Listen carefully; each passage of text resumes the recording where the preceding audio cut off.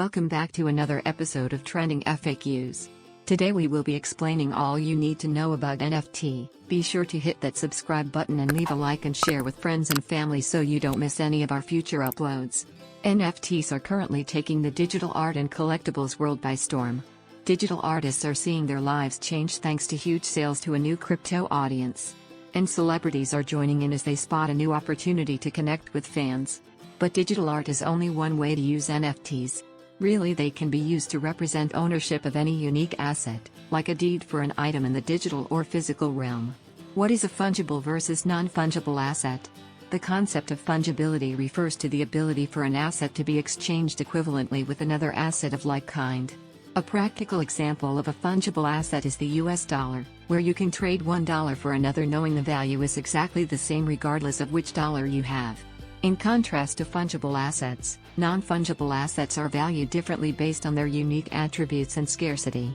One such example of this is baseball cards, where each individual baseball card is assigned a unique value depending on its attributes such as edition number, design, player, and rarity.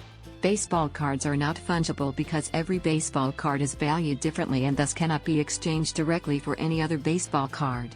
What is a smart contract? A smart contract is a code that is executed deterministically in the context of a blockchain network. Each participant in the network verifies the state-changing operations that a smart contract's code makes. Smart contracts are the primary means by which developers can create and manage tokens on a blockchain. Smart contracts can store small amounts of data in common data structures, which is a critical component of tokenization use cases that map token identifiers to owner identifiers to track who owns which token. What are non-fungible tokens? Non-fungible tokens, often referred to as NFTs, are blockchain-based tokens that each represent a unique asset like a piece of art, digital content, or media.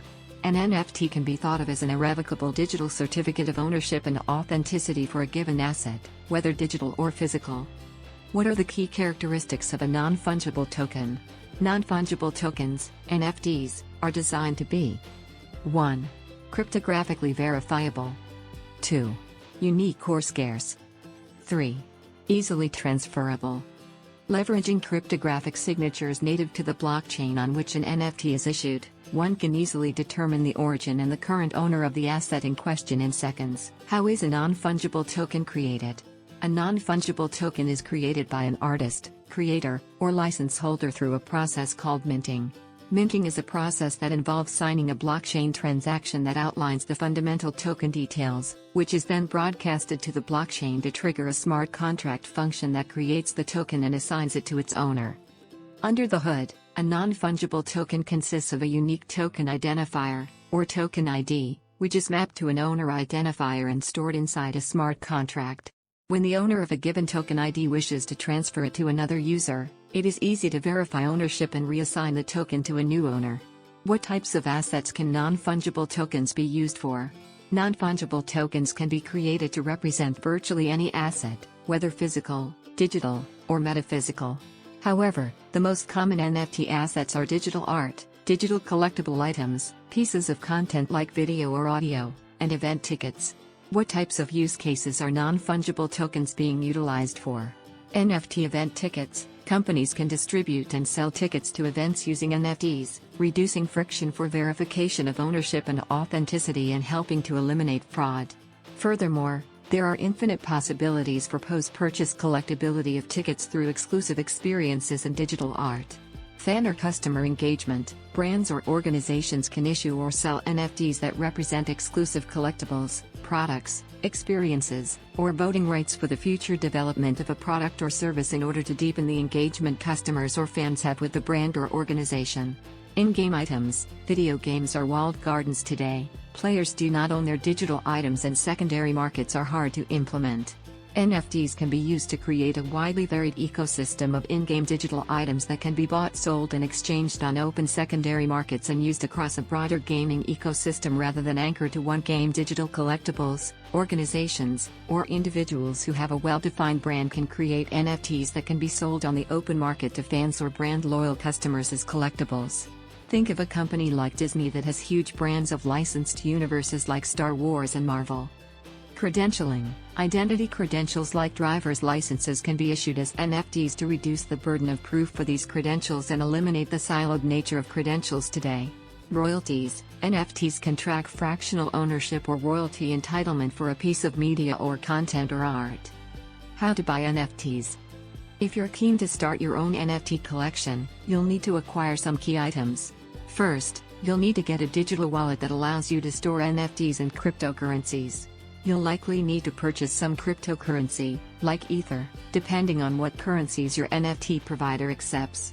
You can buy crypto using a credit card on platforms like Coinbase, Kraken, eToro, and even PayPal and Robinhood now. You'll then be able to move it from the exchange to your wallet of choice. You'll want to keep fees in mind as you research options. Most exchanges charge at least a percentage of your transaction when you buy crypto. Popular NFT marketplaces.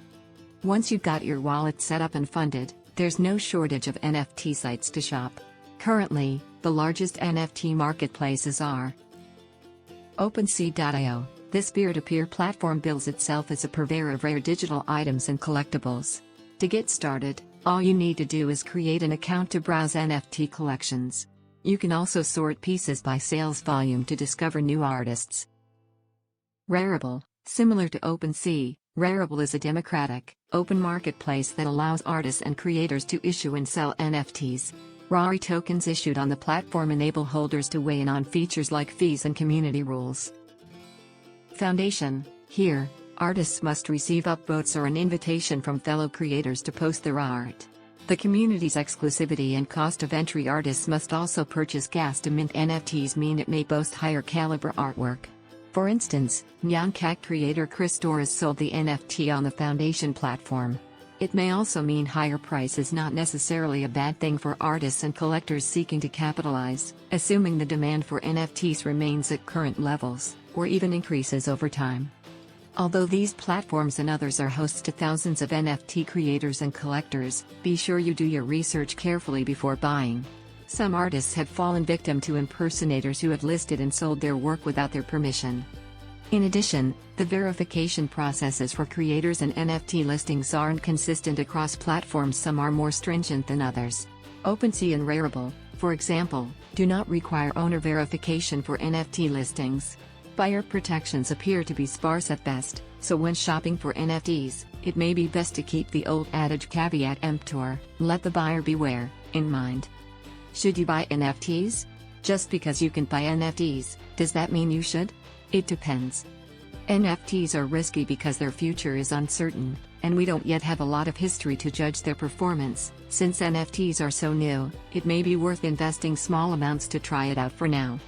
In other words, investing in NFTs is a largely personal decision. If you have money to spare, it may be worth considering, especially if a piece holds meaning for you. But keep in mind, an NFT's value is based entirely on what someone else is willing to pay for it. Therefore, demand will drive the price rather than fundamental, technical, or economic indicators, which typically influence stock prices and at least generally form the basis for investor demand. All this means an NFT may resale for less than you paid for it. Or you may not be able to resell it at all if no one wants it. NFTs are also subject to capital gains taxes, just like when you sell stocks at a profit. Since they're considered collectibles, however, they may not receive the preferential long-term capital gains rate stocks do and may even be taxed at a higher collectibles tax rate, though the IRS has not yet ruled what NFTs are considered for tax purposes. Bear in mind, the cryptocurrencies used to purchase the NFT may also be taxed if they've increased in value since you bought them, meaning you may want to check in with a tax professional when considering adding NFTs to your portfolio.